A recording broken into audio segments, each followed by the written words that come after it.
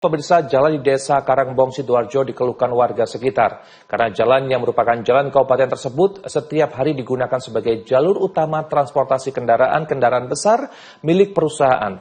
Tak hanya macet, namun faktor resiko keselamatan yang bisa terjadi jadi kekhawatiran warga di wilayah tersebut.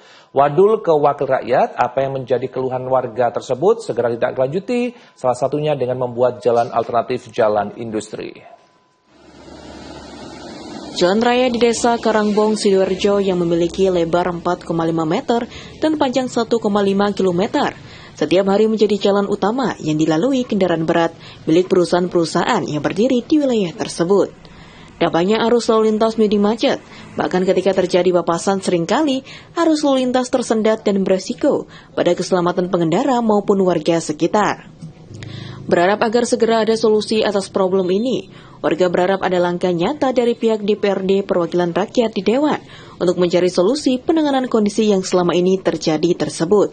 Kita ini di dalam rangka banyak komplain masyarakat ya, terkait bahwa Karangbong sudah mendapatkan perhatian dari pemerintah daerah.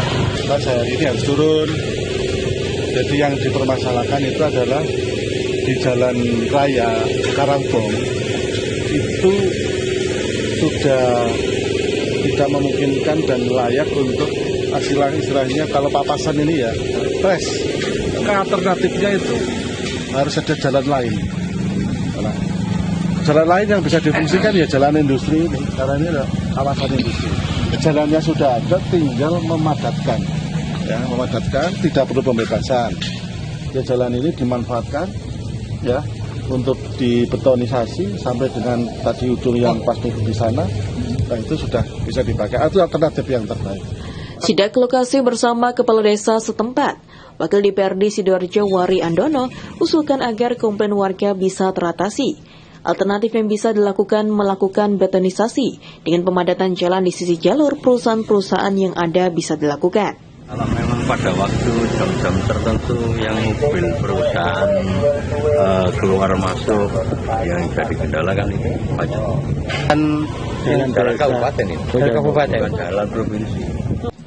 Jalan sepanjang 1,5 km dan lebar 6 hingga 8 meter ini bisa dimanfaatkan sebagai jalan industri sehingga harapannya arus lalu lintas kendaraan besar milik perusahaan tak menumpuk ataupun berpapasan di jalan utama desa tersebut.